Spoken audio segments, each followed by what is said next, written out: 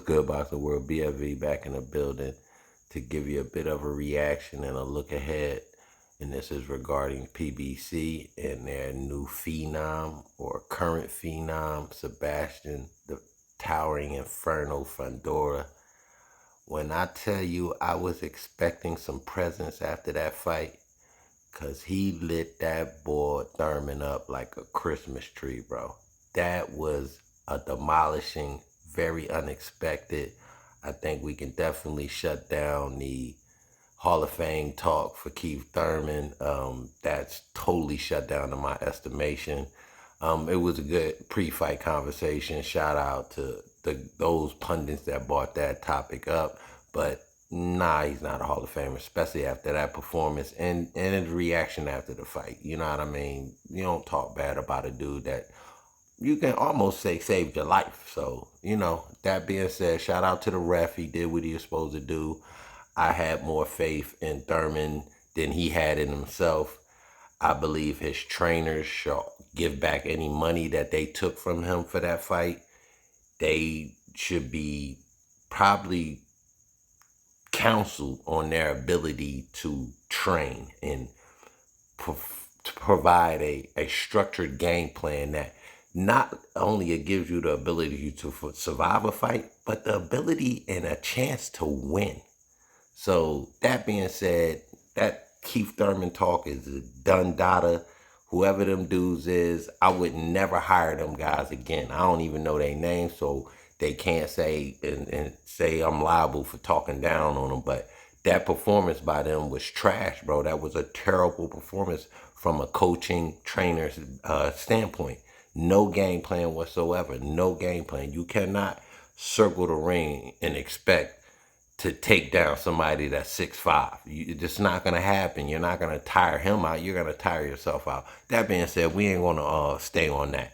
I wanted to talk to y'all about what y'all see on the screen. As you know, Jermell Charlo was doing the rounds, doing his jaw jacking, doing the promotion, which these promotions have these fighters doing, and I don't see too much wrong with it. From time to time, I think they can overuse fighters, and they currently might be overusing Jermell Charlo. That being said, I don't think they actually wanted this fight. I think they wanted the rematch between Brian Mendoza and Sebastian Fundora. Because if you know anything about the history of boxing, two guys estimated to fight in the near future usually end up on the same card before their big fight or a setup towards their big fight. But Brian Mendoza did not show up Saturday night. It was in an ugly fight. It was foul-fested, headbutts, busted noses, some low blows. But the Cuban boy Tellez, he did what he was supposed to do. He let the hands go. He was fighting a bit harder than Mendoza. It seemed like Mendoza was somewhat winded. It was like he seemed real stiff in that fight. You know what I mean? He wasn't responding to getting punched with his own heavy shots. He was trying. No, don't get it. He didn't quit or anything in the fight. He just didn't. He didn't look like the Mendoza that upset Sebastian Fundora. Now that being said, will it take luck to beat for Sebastian Fundora, or will it take some skills? Now, what we know from Jermell Charlo, he does have skills. This is a former undisputed 154-pound champion. That's kudos. That's kudos. If you could see the tail of the tape that I was able to put together via, help from Google. Shout out to Google and their AI team.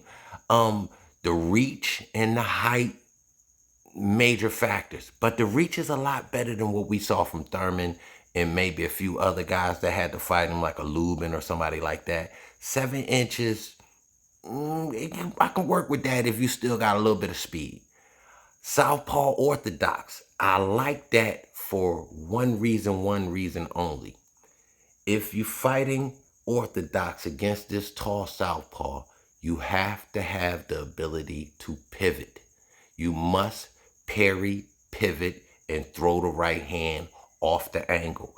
That keeps you defensively sound from his left, and that keeps you in an offensive position at the same time. Now, at this age, at 35, because that's what we're going to right now, 35, Does Charlo still have it, man? I don't know if he could put that pivot in his game right now and really make it count for 12 rounds to be a real factor against this guy. Age is another thing. We just saw a 36, 37-year-old Keith Thurman having his own layoff issues look bad. We got another former champ coming in the ring, coming around the fight, screaming for it with his own rush issues. 3 years. How does a former undisputed champ go on a 3-year hiatus? Like, bro, that bag from Canelo could not have been that serious that you was able to go on a 3-year hiatus. That's I mean, it probably was, but I don't, you know what I mean, I ain't gonna count nobody's pockets, but I'm just saying, bro, you were on such a great run. I get taking that fight. Get the money, but come back down to your game. You know what I mean? Maybe take a year off. I get a year and a half tops, you know, soaking up the limelight, enjoying some time with your family. But bro, 3 years and now you back screaming for this problem? This dude is a problem.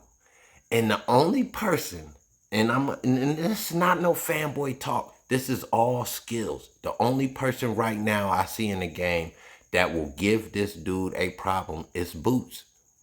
And these the reasons I stated earlier, the ability to pivot. Boots can box orthodox and he can box southpaw. So if you box an orthodox, I just stated, you want to be able to parry the first initial jab, pivot off of that, throwing the right hand over the top. Now, if you fight in southpaw, you already know what is he doing. He coming right out with the jab. He does not do anything without throwing that jab. You parry that jab with your offhand, with your backhand, which is your left.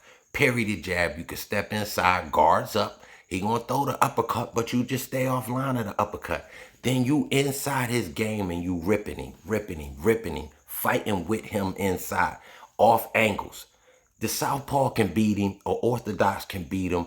It's just, can these trainers train up their guys? Can these trainers implement a proper strategy round for round in different ways? You have to be able to imply a push game to create your space. You have to be able to turn this dude to create your defensive angles. We saw none of that from Thurman. We saw none of that from a Tim Tszyu. I don't think we'll see a lot of it from a Charlo. What we will see from a Charlo is harder punches. He's not a quote-unquote knockout artist, but I do believe he'll punch harder than what we saw Thurman do. And maybe Tim Tszyu was punching hard because he kind of did get to him for a little second. But Tim Tszyu has a bit of height, which Charlo has, which will help. You know what I mean? You're not punching from such a shorter angle as a Thurman. So, I mean, Charlo, chances in a fight against this dude, I say about 35%, 40 at the highest. Charlo has shown that he's susceptible to getting hit. He's lost some fights to some guys that probably say he shouldn't have lost to when you turn around and dominated them in these rematch fights. So I could say I like the fight for PBC as a platform, but I don't think they have anybody on their current roster that can beat this dude. They're going to have to let him go across the street and see if he's really that guy at 154, because there's some other guys out there like Amadrivov. These guys are actual boxers, and these guys that actually got some power with them that might be able to test this dude, because you guys at PBC are not testing him right now. Shout out to Brian Mendoza for getting lucky, though, you know what I mean? But obviously, what he showed this past Saturday showed me that that punch he landed was luck. So I'm going to just say, man, right now, Fundora is the guy, man, even over Boots right now. But I do believe Boots has the opportunity or has the skills that can give this dude some serious problems. Charlo has some ability, but definitely he doesn't have Boots' ability. He's older, rusty. This is a good fight for them. An in-house fight could probably cash out. You know, the Charlos still have a certain amount of fan base. You know what I mean? But as a good fight, it'll be better than Thurman. I think Charlo will show a lot more heart than Thurman did. Anyway, man, that's Boxing First Vlog. Had to give y'all his 1-2 on this particular topic and this new face of boxing, this new phenom of boxing. I mean, I'm giving him his flowers. He did his thing, man. Shout out to everybody, man. Boxer First Vlog, I'm gone.